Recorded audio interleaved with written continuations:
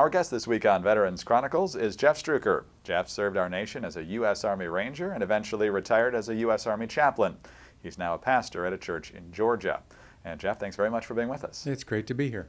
You have quite a distinguished military career that we'll get to, serving in Panama and Desert Storm and Somalia. And well, we're going to start where we always start. Where were you born and raised? Well, I was born in Iowa, but raised really all over the place. I moved more than 20 times before even graduating from high school, so I didn't really have a place to call home. Was your family military or just moved for other reasons? No, my parents divorced when I was young, and whenever there was a better job offer, my mother moved. I lived with my mother, and she picked up and moved every time there was a better job offer, so we moved a lot. Okay. Was there much of a military history in your family?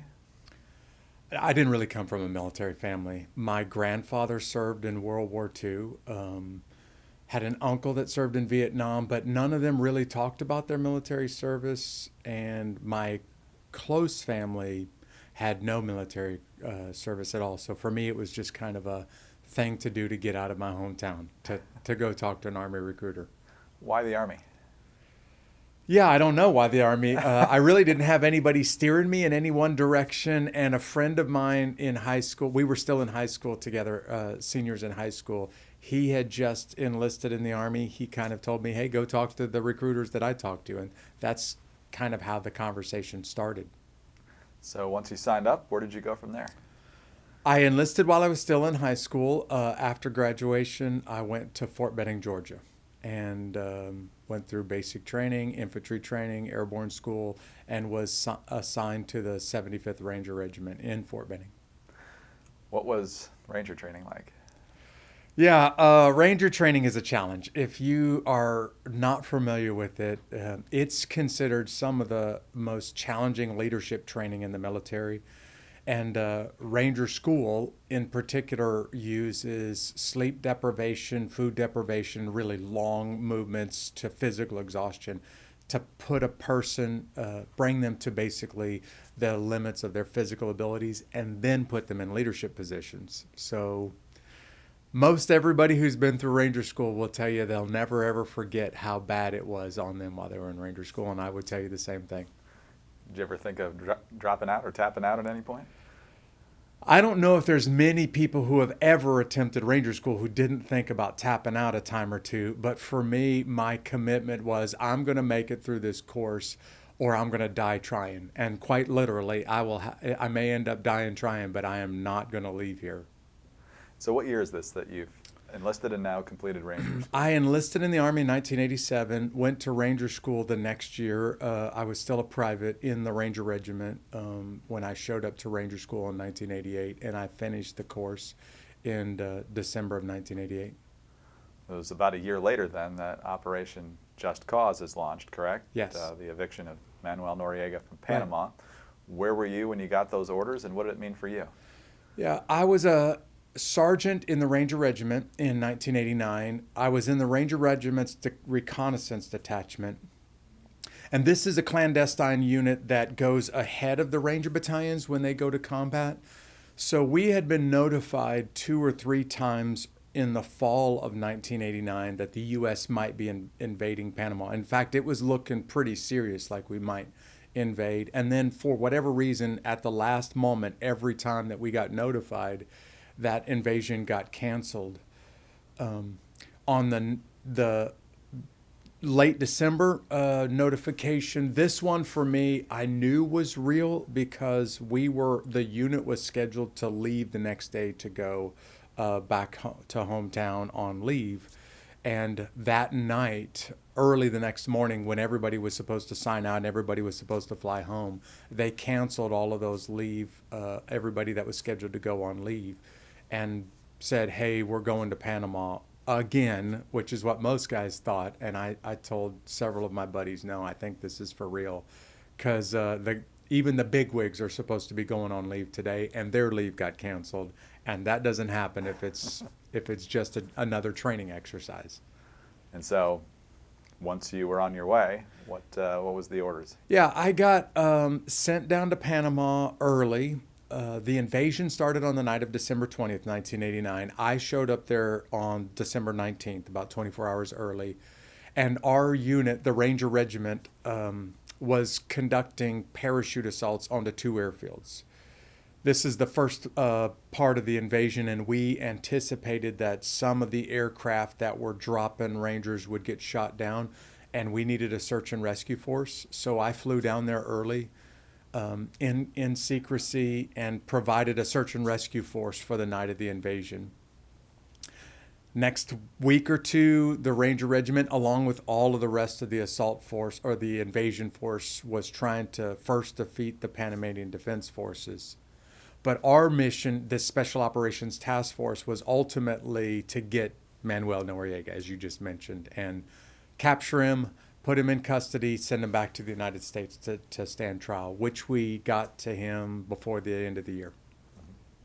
What type of resistance did you face, if any? Yeah, the first 24 to 48 hours, there was some pretty stiff resistance from the Panamanian Defense Forces, but after that, they quickly eroded back into, made their way back into the countryside. I think many of them decided this isn't worth fighting for. And I don't mean they weren't willing to die. I think they weren't willing to fight for their country's leader. They just decided this guy isn't worth keeping around in power. By 10 days, 8 or 10 days into it, I literally had guys handcuffing themselves in their own handcuffs and turning their weapons into me, saying, "Hey, we don't want to fight the U.S. We're surrendering." So it wasn't the stiff fighting that I expected in Panama. Though there was a time or two where I was in a pretty good firefight. Was that your first experience in combat? Yes. By this point, almost everyone that was in the invasion of Panama, this is their first experience in combat. When I showed up to the Ranger Regiment, there were really 2 types of guys in the Ranger Regiment. There were folks that had been around either since Vietnam, or just a handful of guys that took part in the invasion of Grenada in 1983, Operation Urgent Fury. For 95% of us, though, no one had any real military experience. And some of them had been in the Army for 15 years with no real military experience at this point. But my boss and my platoon sergeant who went to Panama with me, he had been involved in the invasion of Grenada. And he was able to basically tell me, this is what it's going to be like. This is how you should react. And really, his combat experience helped get me ready for what we were going to experience in Panama. So it pretty much was what he told you it would be? Yeah, it was basically exactly what he said it was going to be. So does your heart skip a beat a couple times, though, once the bullets are flying? Rangers train extensively, 48 weeks a year, to go to combat. And so this is the thing that we had been training for years. But I'll tell you, it was high adrenaline and lots of moving from target to target to target with not a whole lot of sleep in between. But it was basically what I thought it was going to be. To some degree, it was a little bit of a letdown that the enemy resistance wasn't stiffer than what we experienced, but kind of what I expected. So that's Christmas, essentially, of 1989. And the next summer, Iraq invades Kuwait. Where are you at this point, and what happens once Operation Desert Shield gets going? I'm still in the Ranger Regiment when Iraq invades Kuwait and when Desert Shield kicks off. At this point, there's lots of discussion back and forth at the highest levels of the U.S. military about what is the role of special operations in a desert war. There was some plans to send all of the Ranger Regiment to Kuwait or to Iraq as part of Desert Storm. That got turned off at the last second. Really, there was some discussion about whether any special operations should go, and a very small special operations contingent went over when the ground war started to go find and destroy Scud missiles. I was still part of the reconnaissance detachment of the Ranger Regiment and eventually went over there in December of 91. So this is a month or two after the ground war had really wrapped up, and went over there to conduct a show of force exercise on the border that was still considered, combat zone at the time, and still considered part of Operation Desert Storm. Eventually, the 1st Ranger Battalion went over there as part of this show of force mission, and did a giant battalion live fire exercise on the border with Kuwait and Iraq. Panama and Iraq are obviously two very different places. So in addition to knowing the tactics of warfare, what did those different experiences tell you about responding to the cultures in different places? Yeah, Panama and Kuwait did share similarly that even the Iraqi military, as the air campaign started to progress and before the ground war began, many of them were losing their will to fight. So by the time the ground war kicks off, 24 to 48 hours into it, many of the Iraqi military, hundreds of thousands of them, in fact, are surrendering before they even put up a fight. And this is similar to what we experienced in Panama.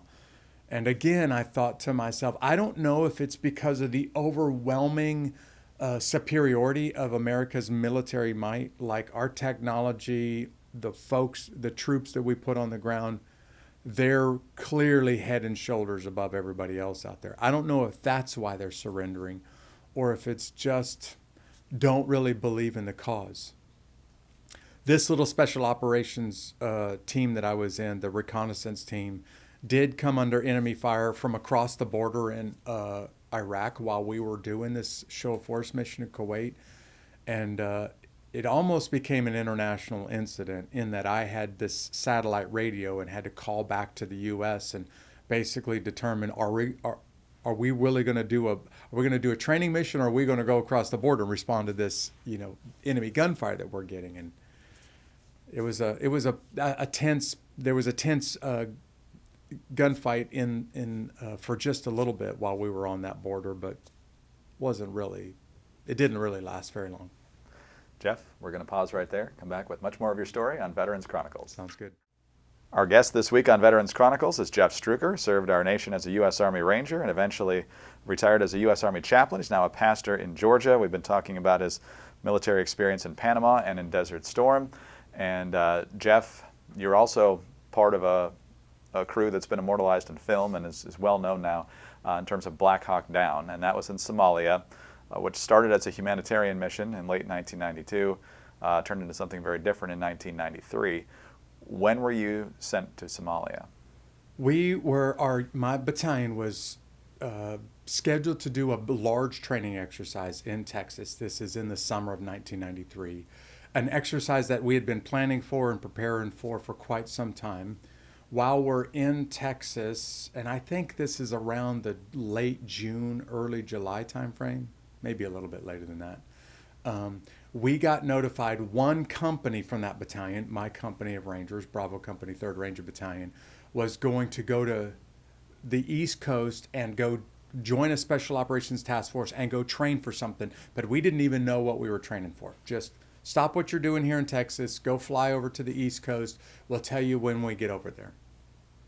I knew that Somalia was picking up in intensity, but quite frankly, Rangers are prepared to respond anywhere and everywhere in the world at any moment. So for me, it could have been any place, but it was likely Somalia.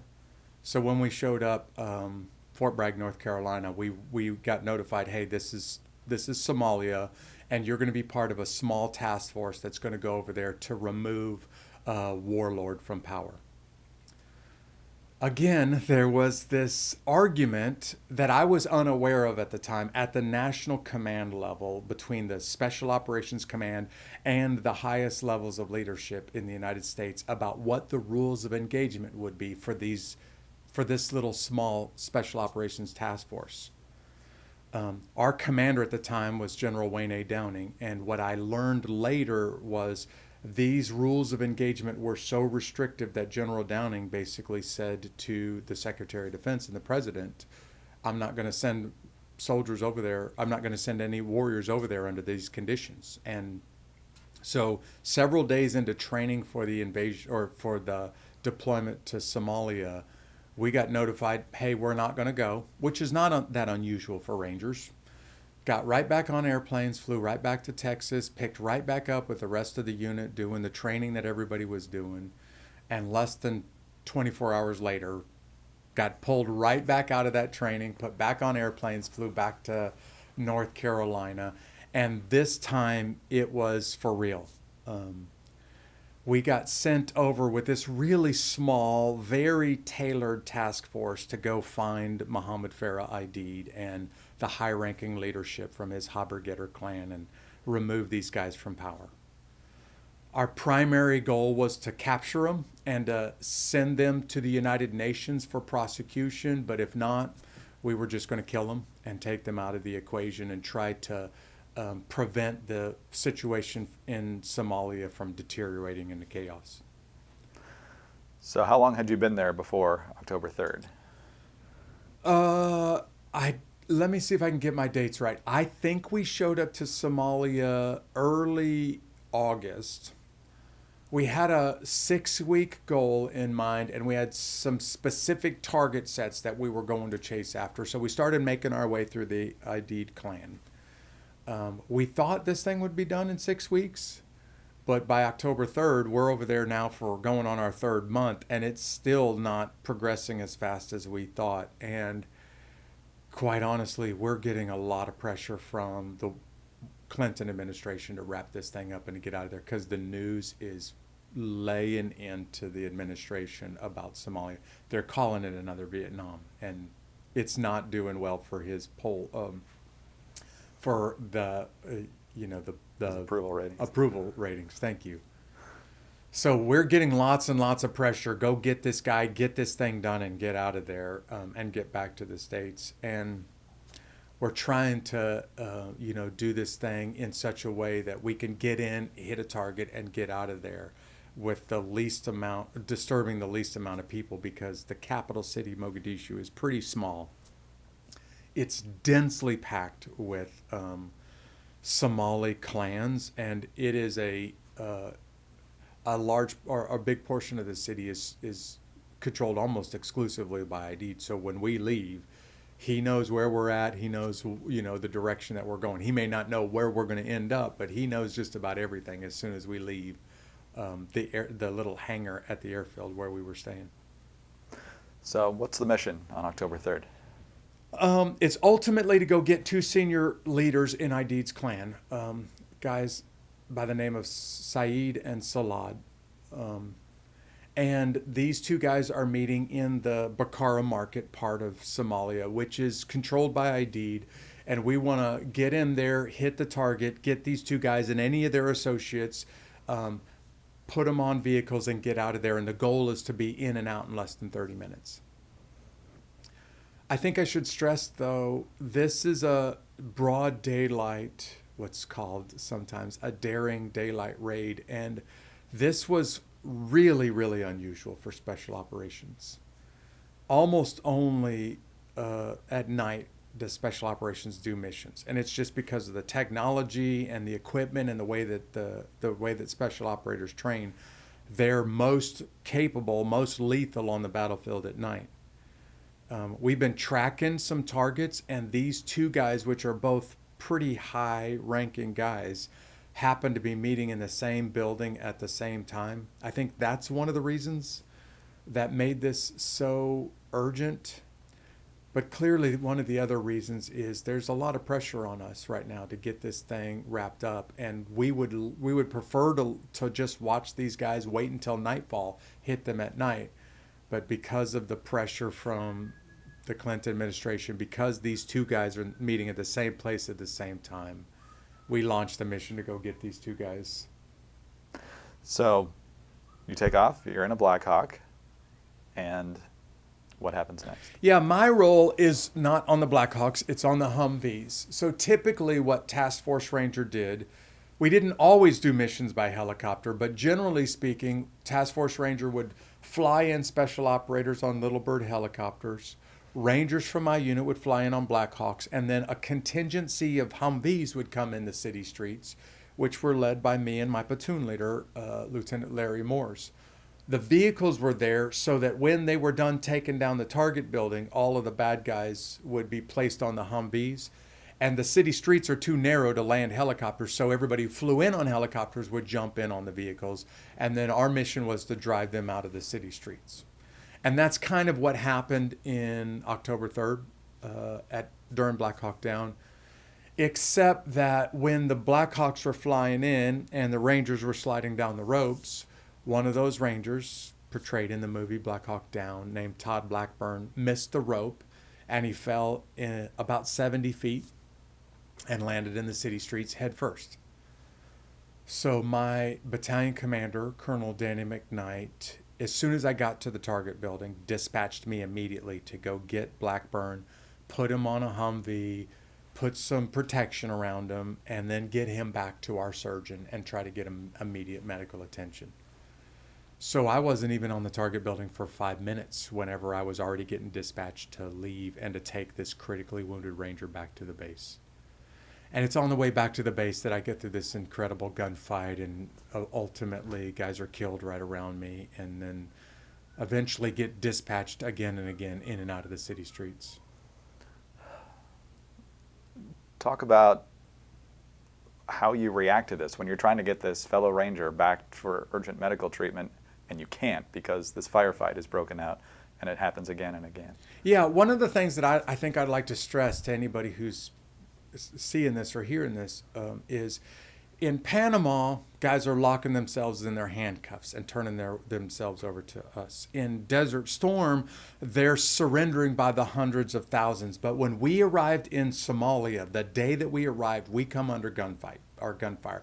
We come under artillery fire or indirect fire from mortars and artillery. And that gunfire, that artillery and rocket fire, it never really let up the whole time that we were there. So all of the men from my squad, I'm a Ranger squad leader at this point, and I've got about 10 men that I'm responsible for. None of them have been to combat. I'm one of those old timers now at 24 years old with a lot of combat experience. And the day that we arrived there, I let my soldiers know, like, this is an enemy that is willing to fight, unlike what we experienced in Kuwait or in Panama. These guys are willing to fight, and it looks like these guys are willing to die for what they believe in, I guess. There is more to it than that. I mean, certainly there were drugs involved, and the distribution of drugs made guys willing to go do something that's really illogical. It doesn't make sense because they were all hopped up on this African drug called khat. But they were willing to fight for more drugs and willing to kill or die for more drugs. So they became a pretty lethal force. Like, I really got to give credit to these Somali gunmen for the courage that they had. And that was the entire time that we were there. There really wasn't a night that we didn't come under some kind of enemy attack the entire time that we were there. So by the time we get to October 3rd, and we're going into the very heart of the ID'd part of town. This is like kicking a hornet's nest, and you know it's going to be bad. We just didn't know how bad is it going to be. And our intelligence was pretty good, but there's no way to determine how many bad guys are in there. Could be 200, could be 2,000, could be 20,000. We don't know. When you get in there, you'll quickly figure it out. And what we figured out is there were a whole lot more bad guys than we expected. So taking Blackburn back to the base, I was already under gunfire whenever I went to get to Blackburn and place him on Humvees and start to take him back to the base. I came through what is to this day the most intense gunfight that I've ever been in. On a city street that's probably less than 20 meters wide, I came under gunfire from 100 directions at once. And most of that gunfire was from point-blank range. A guy who's sitting right behind me on a machine gun named Dominic Pilla was shot in the forehead and killed instantly. He's the first guy killed in action from our task force. Very much like it's depicted in the movie Black Hawk Down. I had to make a radio call to my platoon sergeant, Bob Gallagher, and tell him that we had a guy who's KIA, and unfortunately, because of how intense this fight was and because of what was happening to the assault force, I had to make the radio call, hey, Dominic Pilla is dead. And when I did that, the whole radio went silent because I think most of the guys that were in the city streets at this point realized, I think I'm going to die next. Like, too many bad guys, not nearly enough of us. There's not enough ammunition and enough guns to get out of the city alive now. And that's really what most of us experienced the rest of the night. I eventually made it back to the base, and when I got back to the base, my Humvees were shot to pieces. I didn't know that 2 of the Black Hawks that were flying around were already shot down. We had placed our search and rescue force, which we had kept in reserve. We had placed them at the crash site for the first downed helicopter. When the second helicopter went down, now we don't have anybody left to go send out there. So as soon as I got back to the base, dropping off Todd Blackburn and vehicles shot to pieces, and Dominic Pillow's already dead, my platoon leader dispatched me to go right back out there and to go to the Mike Durant crash site and to go see if there are any survivors and get everybody who may still be alive and bring them back to the base. And this is, for me, what I've told audiences before, is the most terrifying moment of my life, without a doubt. Being told to go back in, or what you encountered there? Yeah, because it may be hard for somebody who doesn't have military experience to understand. Going into a battle the first time, you're kind of ignorant. You don't know what you're going to get until you get there. And once you get there, then you figure out how bad it is. Going in there the first time, which is what my men did with me, I kind of had an idea of what this might be like, but no real clue until we got into this battle in Black Hawk Down. Driving Blackburn back out and getting guys killed right next to me, I knew, as well as everybody around me, okay, this is crazy. All of us are going to die tonight, is really what we thought. And getting sent right back into the exact same spot basically said, hey, we know this is suicide. We know you're probably going to die, but we don't have a choice. You need to get back on the Humvees. You need to go back out there. You need to see if there are any survivors. And honestly, our unit got a lot of criticism. Before the book and the movie Black Hawk Down came out, we came under a lot of criticism from all different directions about the decisions to go back out there, stay out there all night long, and recover the crew members that were clearly dead at those crash sites. But Rangers have sworn their life to one another. And the thing that a Ranger commits is that no matter what the circumstances, I will never let a fallen comrade fall into the hands of the enemy. So I had no choice but to drive back out there, to drive right back through what I just went through. And I was absolutely certain that I was going to die, and I was terrified at those moments before I got back on those Humvees and drove back out in the city streets. You're the team leader, too, so I'm sure your other guys are feeling pretty much the same thing. How do you present calm, or at least try to lead them in this moment where you're all probably feeling that? Yeah, 2 things really significant happened with me. One, I had a very strong Christian faith before joining the Army. And this very strong Christian faith stayed with me while I was in Panama, when I was in Kuwait, and definitely while I was in Somalia. And at the moments where I was convinced that I was going to die, those moments I started to pray, and I just asked God to be with me. And I can't really explain it, but at those moments, still absolutely certain that I was going to die, I found peace because of my Christian faith. But my men were looking to me, as you just said. And so there's a really good scene in the movie Black Hawk Down where really happened. One of my soldiers, after coming back with me to drop off Blackburn and getting ready to get dispatched to go out to find Mike Durant's crashed helicopter, he knew what I knew. We're going to die. He, like me, was married, and we're the only 2 guys in my squad that are married. I'm the old timer. He's a pretty new guy, but he's married. The rest of the guys in my squad are single, but they're all thinking the same thing. He walks up to me right before driving back out into the city and says, "Sergeant, I can't go back out there because I've got a wife at home, and I know I will die if I go back out there with you tonight." And at this moment, he was feeling, frankly, he had the courage to say what everybody around us was thinking, but just nobody wanted to say it to each other. He was basically saying, I know I'm going to die. And I pulled this guy off to the side, and instead of yelling at him or trying to, insult him, I just patiently, calmly said, look, man, I'm scared too. We all are. And then I said, I don't want you to think about yourself as a coward just because you're afraid. In fact, in combat, if you don't have fear, there's probably something wrong with you. I told him the real difference between a hero and a coward in battle is not fear. It's what you do when you are afraid that makes the difference. This scene makes it in the movie Black Hawk Down. And I told him, look, I won't make you go back out there, but I need you on our vehicles. And the guys that are still out in those city streets, they need you. And almost exactly like you see in the movie Black Hawk Down, I was starting to drive away, and I looked in my rearview mirror, and I watched him reach down, picked up his squad automatic weapon, jumped in the back of the last Humvee, leaving those city streets or to go back out there with me, and spent the whole night, the rest of that night, on those vehicles with me. And he was absolutely convinced that he was going to die, but was prepared to give his life for the guys that are still in the city streets to have a chance at survival. And I've never been more proud of a soldier in all of my life. Wow.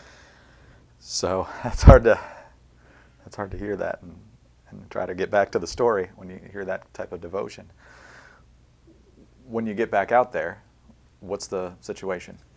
Yeah, we drive back through a couple of roadblocks. We're getting directions from a helicopter that I'm talking to on the radio, and he's telling me where to turn. There's a long column of vehicles behind us, and all of the guys that are infantry guys and door kickers are already in the city streets. We needed more guns, so we took the cooks and the supply clerks and everybody else, and we put them on 5-ton and deuce-and-a-half vehicles, 2.5-ton vehicles behind us, and rolled out into the city streets with just as many guns as we could. We drove down a little narrow road, getting close to the Durant crash site, and my vehicle came under an intense ambush. In the process, we were hit by rocket-propelled grenades and gunfire, and I backed out of the ambush. And we started to drive our way around the city, and as we were driving around the city to come into the crash site from the backside of the city, we linked up with a bunch of other Rangers from the Humvees that were trying to make their way back to the base. But quite frankly, the vehicles were so shot up that they couldn't even move anymore. They were being pushed by some of the large trucks. So we stopped what we were doing, grabbed all of the dead and the wounded off of those vehicles, put them on our Humvees, drove them back to the base, got more fuel, got more ammunition, got ready to go back out to get to the Durant crash site. But at this point, our commander, the task force commander, Major General William Garrison, realized we can't keep putting these Humvees in the city streets. They're getting shot to pieces. And these are the light-skinned Humvees. They didn't have armor back in those days. So we asked the United Nations if they would help us. And the United Nations, a couple of countries from the United Nations showed up with armor and tanks. The Malaysians came with their armored personnel carriers, and the Pakistanis came with a couple of tanks, and they met us all at our base. And at about 11 o'clock that night, we all drove back out there together. Me and my men stayed on the same Humvees. 3 of the 4 tires shot flat underneath us and stayed there until 9 o'clock the next morning, fighting back and forth and losing men all night long until the rest of the guys that were out there in the city streets could get on those vehicles and we can drive them back out of the city streets. You're trapped in your Humvee, essentially. You can't go anywhere because 3 tires are shot out.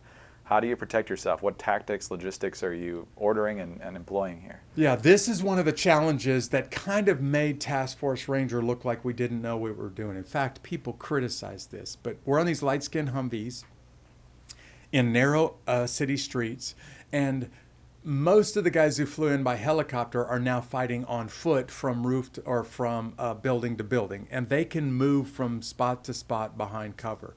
These Humvees are just sitting ducks. I really call it, this is like shooting fish in a barrel. It's hard to miss those Humvees, and we became the bullet magnets. If you wanted to kill Americans, come to the streets where all of the Humvees are and shoot at the Humvees, which is basically what happened all night long. The Malaysian armor personnel carriers, I can't compliment these guys enough for their courage. They basically kept a driver and a gunner in those vehicles, and then handed the rest of it over to us and said, we'll go wherever you ask us to go. We'll do whatever you ask us to do tonight. We're here to help out. The Pakistanis in their tanks, not so much. They rolled in there, got shot at a time or two, and rolled right back out of there and left the Humvees and these Malaysian APCs in the city streets. So we had so many dead and wounded from our task force that we couldn't put them inside these armored personnel carriers. Big white vehicles with giant UN letters painted on them because they were doing a UN mission.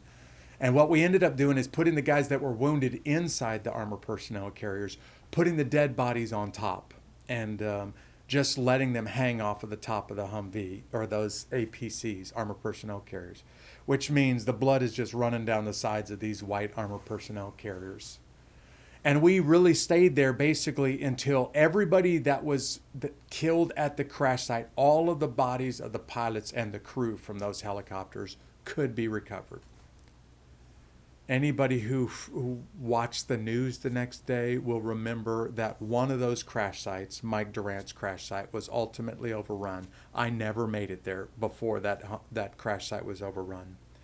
The 6 people that were on board were basically dragged through the city streets. Mike Durant is still alive. Everybody else was killed when they were overrun. Mike Durant was taken captive, and the rest of those bodies were being pulled through the city streets on the BBC and CNN for the whole world to watch the next morning. And this is what we drove back to when we finally made it back to the base. Like, there's still guys missing, and we don't know who's dead, we don't know who's alive, but we're watching it on CNN and BBC like everybody else in the world is watching it. Jeff, we're going to take a quick break. We're going to have much more of your story here on Veterans Okay. Chronicles. Our guest this week on Veterans Chronicles is Jeff Struecker, a former U.S. Army Ranger, eventually retired as a U.S. Army chaplain, now a pastor in Georgia, and he's been narrating this incredible account of his task force in Somalia in connection with Black Hawk Down and how the U.S. Rangers came under extensive fire in October of 1993. Before we pivot to a later point in your military career, I think our listeners will be interested to know, how did you get out of being pinned down by all these people shooting at you and ultimately get back to the base? Yeah, one of the things that was really a challenge for us is the task force ranger. Now, it wasn't just Rangers. It was other special operators from the Air Force and from the Navy and other special operators from the U.S. Army over there in the city streets together. And we didn't have the full array of the military capability with us. So we didn't have close air support, and we didn't have naval gunfire, and we didn't have jets and artillery to bail us out. We didn't even have American tanks, though we repeatedly asked for them. When we got in trouble that night, we had to ask the United Nations to come help out, which they did. And again, I can't thank enough the Malaysians for what they did that night. And other forces from the U.S. Army's 10th Mountain Division fighting their way to get to us and fighting by our side that night. What really happened is the next morning, when we got most of the dead and wounded out of the target building, they were basically assembled in 2 large casualty collection points. So we got the vehicles to those 2 large casualty collection points, pulled all of the wounded on the inside of the vehicles, put all of the dead bodies on top of the vehicles, drove them out. And I thought we had everybody that flew in by helicopters. I thought all of those guys were already on vehicles. So that the way that we left the next morning, this is about 9 o'clock in the morning, the tanks are gone, the Malaysian armor personnel carriers leave, the rest of the Humvees leave, and my platoon leader tells me that he and I will be the last 2 vehicles out of the target building. We're making sure that everybody that was in the target building is already on vehicles and out. So I'm the last Humvee, the last vehicle out of the target that day. And as we start to drive away, I guess I should say this, the road in front of us is glittering with bullet casings. And I mean, like the entire road is made out of brass. It's nothing but the morning sunlight is shining off of it, and it is bullet casings everywhere that I look. And I thought to myself, how could anybody survive that much gunfire? We're driving out of there. Got a guy on a Humvee, or I'm on my Humvee, and I've got a guy on a 50 caliber machine gun. So I told him, take his machine gun, face it to the rear. We're the last vehicle out. You take care of anybody who's coming after us, who is trying to still fight, this task force as we leave. And as we drive down the road, the guy on the 50 caliber calls down to me and says, Sergeant, there's some men running down the road chasing after us. And I said, well, they must be bad guys, because apparently everybody's on the Humvees or the armor personnel carriers. Go ahead and light these guys up. And he says, no, these look like they're our guys. So I lean over and look out the window, and sure enough, there's about 20 or 30 guys running down the road chasing us. I can see the terror in their eyes as the vehicles drive away, because they thought we were waiting for them to get to the vehicles. We thought everybody was already on the vehicles. We start driving away. To make a long story short, I pull up next to my boss, my platoon leader, and Larry Moores and I let the rest of the convoy go. We back up into the target building, and guys jump into the vehicles. And by this, I mean dive in head first, just hanging on with one arm as their feet are dragging on the ground. And the vehicles are so heavy laden with bodies that we can't keep loading people up. So the two of us, those two Humvees, take back as many guys as we can, and still about 10 or 15 of them have to run out of the city streets on foot.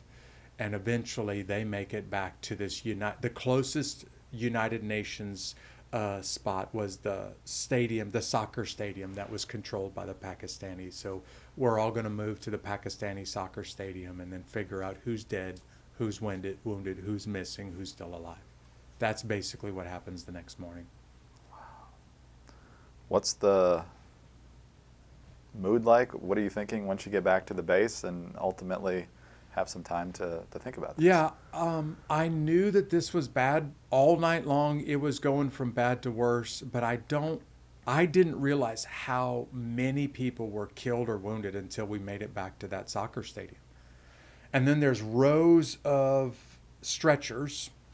These guys over here are critically wounded, may not make it. These guys over here are in body bags, already killed. And these guys over here may be able to get some medical attention today, may not, because of how many people are wounded. And roughly half of the guys that were in the city streets that day from our task force are either killed or wounded. That's basically what the numbers look like the next morning. And somehow, and I can only give God credit for this, I walked away without a scratch. I don't know how this happened, but I walked out of there without even, anything, without even getting hit. Amazing. Well, that's a perfect transition to how a few years later you decided to end your active duty ranger career and pursue the military chaplain's path. Why'd you do that? Well, it was basically Somalia that prompted me to leave the Ranger Regiment as a shooter and go become an Army chaplain. And it was because my faith made such a difference. Like, for me, it influenced everything that I did during that battle. And I really, at the moment where I was absolutely certain that I was going to die, I got this sense of peace that other guys around me didn't have. So I felt the Lord leading me to become an Army chaplain. I left the Army, as you mentioned. I had to go to school, get the education, go get some experience. And then I came back on active duty in January of 2001 as a chaplain and was stationed in the Army at the 82nd Airborne Division in Fort Bragg, North Carolina. And this is before the attack on September 11th, of course. And from there, went to the Rangers and went many, many times to Afghanistan and Iraq as an Army chaplain.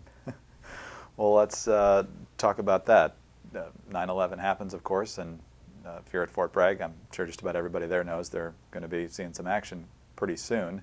So talk about your first deployment as a chaplain. Where'd you go, and how did you minister to the men? Yeah. I should say that at this point, very, very few people, if you weren't in Desert Storm, you probably didn't have combat experience at all. By the time September 11th happens, I've already been to 3 different combat operations. And I kind of know what to expect. I'm in the 82nd Airborne Division. My unit, 3rd Battalion, the 504th Parachute Infantry Regiment, gets sent to Afghanistan in January of 2003. So this is still very early on in the global war on terrorism. And at this point, the Iraq war hasn't started. We were supposed to be over there for a few months and then be replaced by another unit, but Iraq starts while we're over there. And what was supposed to be a few months eventually becomes almost a year, just a little bit short of a year. And we come back after 9 or 10 months in Afghanistan, basically holding down the war in Afghanistan while almost everything else gets diverted to Iraq. Our battalion is located along the border of Pakistan and Afghanistan in numerous different little spots along that border, and comes regularly under attack. And my job as a chaplain is to go to each one of those spots. So I really spent almost that entire year with a rucksack on my back and flying from with a helicopter from site to site, spend a day or two, visit soldiers, go to the next site, spend a day or two, visit those soldiers, and do it again and again in kind of a giant ring. I called myself a circuit riding preacher, like the guys on horseback 150 years earlier. But that's really what I did while I was over in Afghanistan on that first deployment. And I was so proud of those paratroopers for the way that they fought. What did those guys ask you? What did they want to know? What kind of encouragement did they need? Yeah, early on, before we deployed to Afghanistan, my unit realized I'm one of the only guys in the unit with any combat experience. So lots of guys were asking me, what's it going to be like, chaplain? What can I expect? When we get over there, then they start asking different questions like, hey, what happens to me if I get in a firefight and I get killed?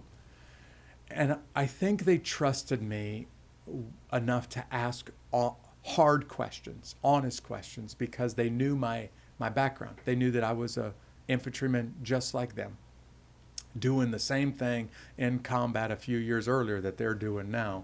And I could understand where they were coming from. So I had the privilege of really, a lot of those paratroopers opened their hearts up and were willing to listen to me just because of my previous experience.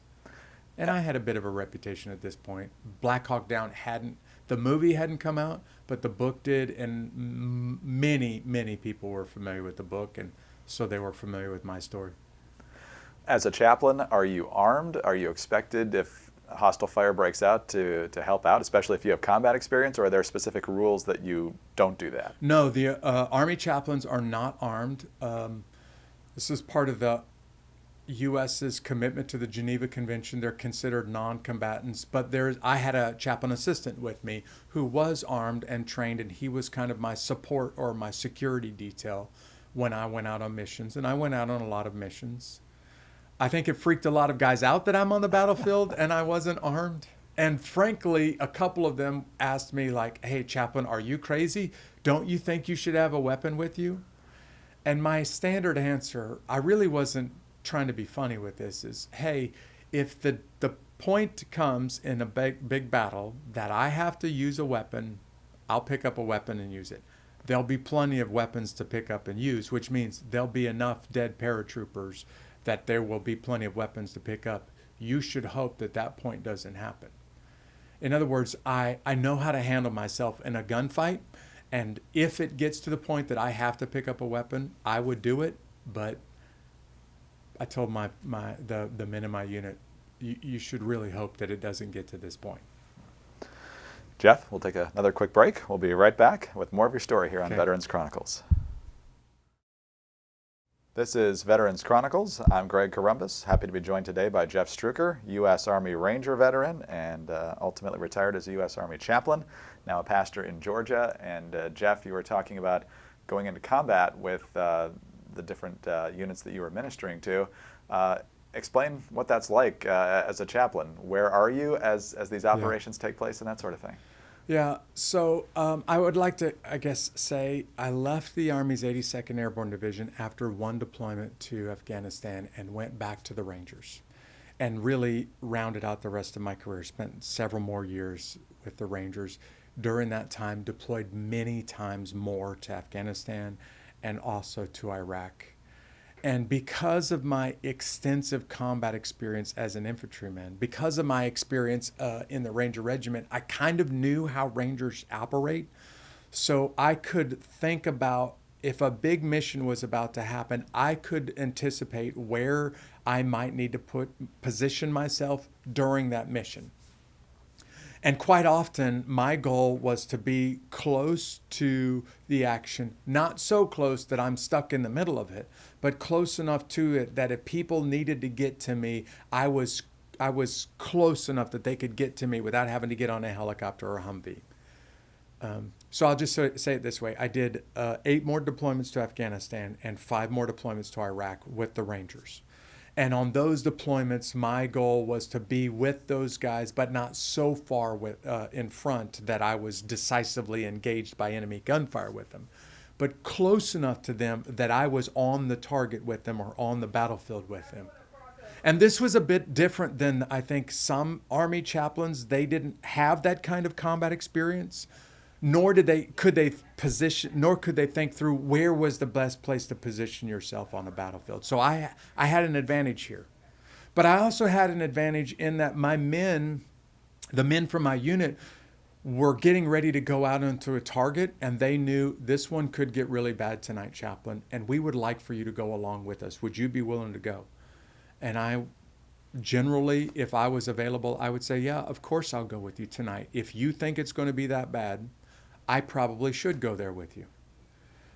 Eventually, I went many times onto the target, onto battlefields with my men because they wanted me to be there.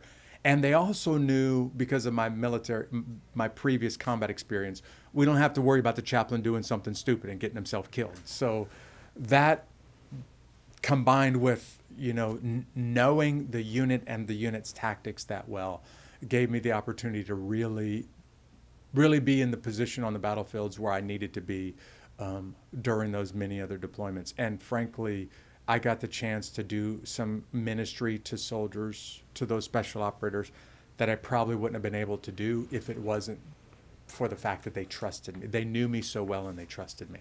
So that previous combat experience really was a way to identify with them. Yeah. I didn't realize it at the time, but they had a great deal of respect for me. And that respect enabled me to go do things that maybe other chaplains wouldn't have been able to do. So you said 8 additional tours in Afghanistan as a chaplain and then 5 in Iraq. So were you kind of shuttling in between, or were you coming home and bouncing Yes, back it was a and forth? little bit of both. So the Ranger Regiment was part of this Joint Special Operations Task Force that did regular deployments. They would be gone for a period of time, come back, refit, do some more training, go back over there. This was how I spent maybe the last 6 or 7 years in the Army. However, they were also the force that the U.S. military was using to go hit specific targets. So more than once, we were sent over out of the scheduled, out of the normal schedule to go do a specific mission on a specific target. And once that mission's over with, then you'll come back. Doesn't matter how long this mission lasts, you stay over there until it's over with, and you're still in the rotation to go back over again. So my wife and our children more than once saw me come back from Afghanistan, was back for a few weeks, only to get notified while we're on leave that a problem just came up. We're going to have to cut the leave short, get right back on airplanes, fly right back over there. I don't know how long we're going to be gone, but I do know we're going back over there again soon. And so some of them was a target set in Iraq. Got to go over there, go do some things, kill some bad guys in Iraq. Sometimes it was a target set in Afghanistan. Sometimes it was a regular rotation where half of my unit was in Iraq and half of my unit was in Afghanistan. And I would store my equipment in one spot, go travel to both, and then, end up spending time in both countries, which was extremely unusual for the rest of the U.S. military. Typically, the U.S. military did either one or the other. In the case of a Ranger battalion, they were doing both and doing both at the same time. Just about 30 seconds before our next break here, would you say it's vastly different? I know the terrain and the people are obviously quite a bit different, but in terms of the soldiers and how they're thinking about what's in front of them, was it vastly different? I will tell you, the I'm going to date myself with this. These wars are so different that in terms of cartoons, I used to say Afghanistan is like the Flintstones and Iraq is like the Jetsons. They are two very different wars, and we're fighting them both at the same time. And you have to use very different tactics and very different techniques in one than the other, which means you have to be pretty agile to go from one to the other at the same time. Amazing. We'll talk more about that in just a moment. We're talking with Jeff Struecker, a retired U.S. Army Ranger and U.S. Army Chaplain, now a pastor. We'll get more into that as well when we come right back on Veterans Chronicles. This is Veterans Chronicles. I'm Greg Columbus. I'm honored to be joined in studio today by Jeff Struecker, retired U.S. Army Ranger and U.S. Army Chaplain, now a pastor in Georgia. And we've been talking about his combat experience in Panama and Kuwait and Somalia, and now in Iraq and Afghanistan as a chaplain. The old adage, of course, is there are no atheists in a foxhole. So I'm sure you dealt with all different types of personalities in Iraq and Afghanistan with your Ranger units. What did you see from folks who either came in with a deep faith or perhaps didn't have much of one at all, and how they came to you as a result of what was happening around them on the battlefield? That adage, there is no atheist in foxholes, it's in one sense true, in another sense not true. Like if you showed up to combat as an atheist without much of a faith background, you would probably leave combat without much of a faith background. If you went there with some faith, you would probably leave there your faith having been strengthened. The guys or gals in the military that are in the middle, not really sure what they believe, I found that those people got pulled to the extremes, like thought that you had faith, but really you were just borrowing your parents' faith and it wasn't your own. Those folks, they tended to get so disillusioned by what they saw of humanity in combat that they kind of lost whatever faith that they may have had. But again, in my opinion, not sure how strong that faith really was.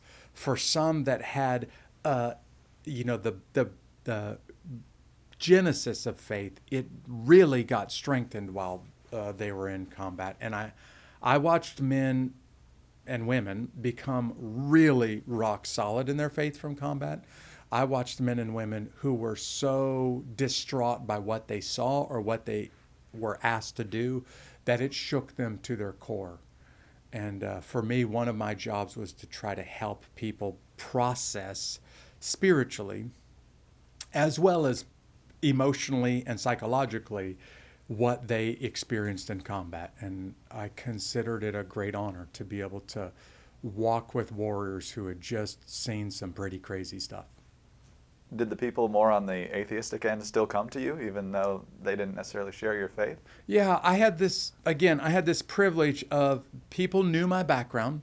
They knew who I was. I was really open about what I believed, but I didn't shove it down anybody's throat. I treated a grown man or a grown woman like an adult and said, if you want to talk, I'm here to talk. And many of them respected that, but they also knew my background, and so they knew that guy knows what he's talking about because he's been there. And so even atheists would come up to me and say, I got to talk to you about what just happened last night. Like, here's what I'm experiencing today. Is this normal? How do I deal with this? And so I was able to work with people from all different walks of life, all different kinds of faith backgrounds.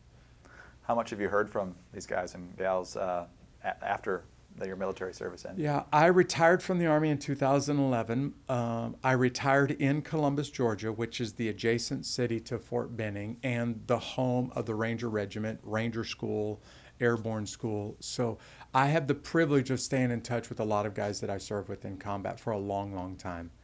And quite honestly, one of the reasons why my family and I retired in Columbus is so that we could stay around warriors for the rest of our life, because I am so proud of those guys and gals. Our country doesn't know what this generation has done for their freedom, and I'm proud of a project like this that's preserving. I'm guessing you were also in Iraq during the most difficult times there, the insurgency and the sectarian fighting, urban combat. That's what you experienced in Somalia, but not necessarily what everyone's used to. So when things aren't going well, how do you help folks deal with that? Yeah, one of the things, I'll just give you a quick example of this. I felt the responsibility to do is to make leaders aware of what they're about to experience, or sometimes to give leaders perspective on what they're going through. Like I had some battalion commanders who were getting ready to go to combat, and in their mind they thought, we're good enough, we've trained hard enough, we can go there, fight, and come back and not lose anybody. And then when the first soldiers from that unit were killed in action, those commanders were really distraught by it. And because I was a chaplain and they knew about my combat experience, I could pull those commanders off to the side and say, look, this is war and people are going to die. And you created an unrealistic expectation if you thought you could bring all of your men home. I wish you could. I wish we could. I wish that those guys didn't get killed, but they have. And you have to come to grips with the fact that you're going to lose warriors in this battle. But you also have to balance, am I willing to go do this next battle knowing that I may lose a whole lot of guys? Meaning, as a commander, part of your job is to weigh the risk versus the rewards for this battle and decide, is this thing worth losing men and women for? And if not, then don't do it. And some of those commanders just didn't process things that way. They should have, but they didn't. Because again, they didn't have the military experience that I had. By the time that I left the Army, this was something that I like to point out. When I first joined the Army, guys were retiring with more than 20 years who had never seen combat. And that the saying when I joined the Army was, if you ever go to combat in your entire military career, this is what it's going to be like. A few years into Afghanistan and Iraq, nobody in the Army was saying that. The statement was, when you go to combat, this is what it's going to be like. And the next time that you go, it's going to be different. Meaning the Army itself had this amazing amount of combat experience that really hasn't happened, if you were to go back, since World War II, or probably since the colonial army and the Revolutionary War. You haven't had that kind of military experience this broad with this many people like you do with this generation of warriors serving in the U.S. military. You've explained it well, Jeff, but you mentioned a moment ago that you think our nation needs to have a much better understanding of the warriors of this generation and what they've done for our freedom. I don't know if there's a specific event or a specific soldier or two that kind of crystallizes that for you, or maybe just more in general, what do you want folks to know about them? I get the privilege, because of Black Hawk Down, to talk to audiences all over America, and many of them, nobody has any military experience in the room. They just want to hear, they want a guy to tell them what it was really like, and they know that I was one of those guys there, so I can tell them what it was really like. And a thing that has started to concern me for years now is that there is a massive part of the U.S. population that doesn't know anybody who served in the military and has no context for what it might be like for somebody who's over there. Then you have a very small portion, less than 1/2% of the U.S. population, that has served in combat, and those families associated with it. And now you're starting to have this haves and have-nots divide in America. Some people have some idea of what it's like. Even though they weren't there, they have a cousin or an uncle that was over there, or a mother-in-law that was over there. And then you have those that have no military experience. And that's the part that concerns me.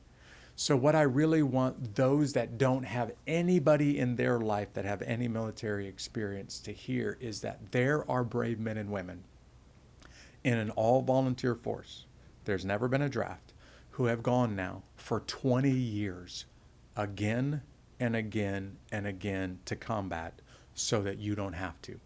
You'll never know what it was like for them, but you do need to at least go to bed at night thanking God that those men and women exist, because if they weren't willing to sign up and to keep going, you and I would be serving in combat, or your sons and daughters would be drafted to serve in combat. So America needs to lay their head on their pillow at night thanking God for the warriors that are doing this again and again and again for almost 20 years now. It really is an amazing stretch of time, almost 18 years since 9/11 as we Yeah. record here in the summer of 2019. Just a few minutes left in our conversation with Jeff Struecker. And Jeff, I've talked to various chaplains or folks who know chaplains in recent years, and there's been some debate about how much religious freedom you have, what you can and you can't say to the soldiers. Did you have restraints on what you could do? No, when I served as an Army chaplain, I had great relationships with my commanders. My commanders trusted me, and I didn't violate their trust. So they basically said, Chaplain, you do what you do, and you do it well, and I'm going to give you whatever resources that you need to do what you do well. I want you to take care of my unit, and I want you to take care of them well. And when there were some sticky situations where, okay, my faith in the public arena may get a little bit difficult, those commanders basically said, I know you, chaplain, and I know your heart, so do your thing and do it right, and don't, take advantage of the situation. And that's the way I try to conduct myself. But it basically boiled down to the relationships that I had. In fact, I've said this for years. Wars are fought and won by relationships. The greatest units on the battlefield are not the guys who have the best technology. They have the relationships with one another that would be willing to do what other units wouldn't be able to do. And my relationship with my commanders were, Chaplain, we trust you. Go do your thing. Just don't make us look stupid, but go do your thing. And so obviously there was great value put on the chaplaincy in the military, and that has to make you. That's what I experienced. Now, I will say that there were no question other chaplains that didn't have that experience. And for those folks, I don't know how I would have handled myself if I got placed in the situation they got placed in. Well, I do know this. I would never compromise my faith. Even an Army career is not worth compromising my faith. So you retired as a chaplain in 2010, is that right? 2011. 2011. And what did you do then? Became a pastor of a church in Columbus, Georgia, and I am still trying to reach warriors and their families living in Columbus, Georgia now. Still trying to reach out to the military community from Fort Benning, Georgia. And I'm guessing a lot of those folks are going to your church? Yeah, I love being around warriors.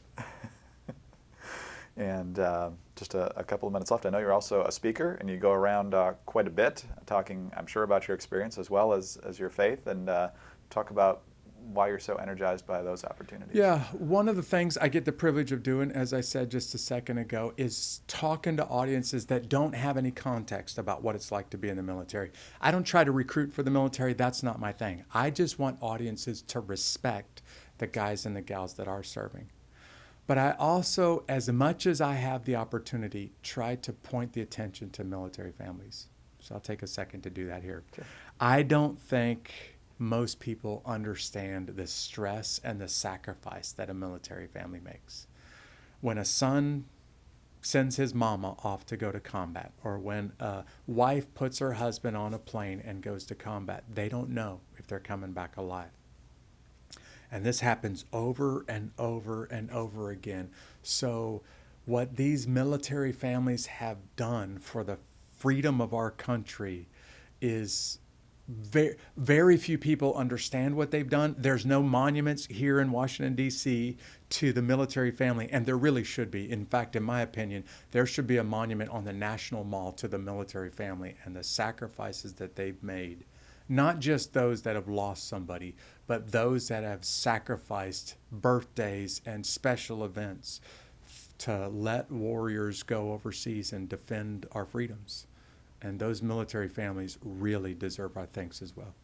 There's still deployments going out of Fort Benning, I'm sure. So how do you minister to those families while their loved ones are gone? One of the things that I feel like I can do now for the sake of the fight for our freedom is to look at a warrior in the eyes and say, while you're overseas, we're going to take care of your family. And we're going to take care of your family like they're our own. So if they need anything, you don't have to stress out about it from 13,000 miles away. We will be there for them. And that's the thing that I think I owe the military families, because people did that for my wife and children while I was gone. We just have a couple of minutes left, and with such a varied and full military career, when you look back, what are you most proud of, and what do you think of most? The thing that I'm most proud of is the men that I served with. Like, there were many days that I got up in the morning, went to work, and thought, these guys are all better warriors than I am, and I am working as hard as I can just to be able to keep up. And I don't mean keep up with them. I didn't want to let them down. I am convinced by God's mercy, I had the privilege of serving with the greatest Americans, the greatest warriors America has ever put on the battlefield. And I will go to my grave thanking God for the privilege of being with those guys on the battlefield. The guys who were willing to shoot bad guys that needed to be shot, but also guys that had the restraint to not shoot somebody who didn't need to be shot. And I watched it with my own eyes in total awe of America's military. And I'll just go away proud to be able to stand in the same ranks with those guys and gals. Jeff, it's an amazing story. Stories, really, all these different facets of your career, and you're still serving military active duty personnel and military families today, so we thank you for that as well, and thank you very much for your time with us today. We greatly appreciate it. It's been great to be with you. Thank you. Jeff Struecker, retired U.S. Army Ranger, also now retired U.S. Army Chaplain and a pastor in Columbus, Georgia. I'm Greg Columbus. This is Veterans Chronicles.